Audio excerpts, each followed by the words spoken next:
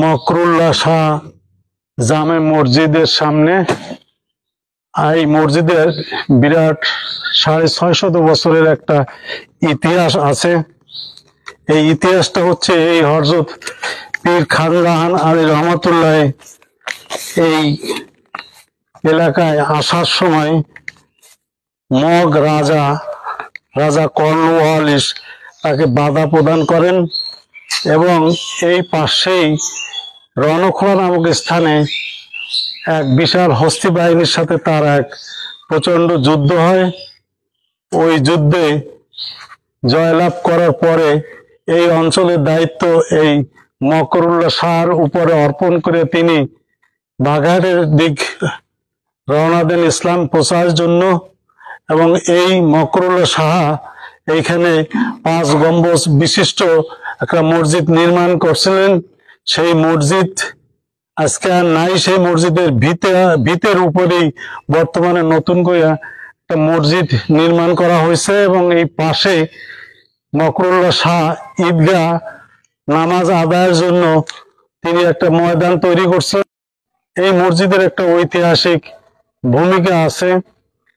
এই ভিতটাও এখন আপনাদের দেখাতে পাচ্ছি না, যেহেতু সেই ভিতটা উপরে এই মসজিদটা নির্মিত হয়েছে এবং পাশে তিনি একটা 1459 সালে এই ঈদগাহটা মকরুল্লাহ শাহ তিনি স্থাপন করছিলেন।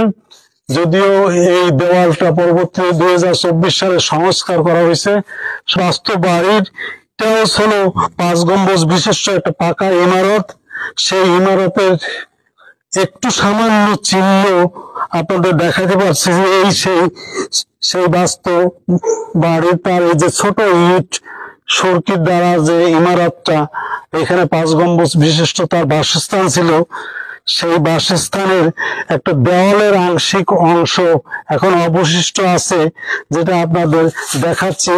এইটা হলো সেই মকরুল্লাহ শাহ যিনি এই অঞ্চলের দায়িত্বপ্রাপ্ত ছিলেন। তার বাস্তব বাড়ি এইখানে তিনি বসবাস করতেন এবং এই জায়গায় হযরত পীর খানজাহান আলী রহমতুল্লাহর পক্ষে তিনি ইসলাম প্রচার সহ এই অঞ্চলকে তিনি তত্ত্বাবধান বা শাসন করতেন।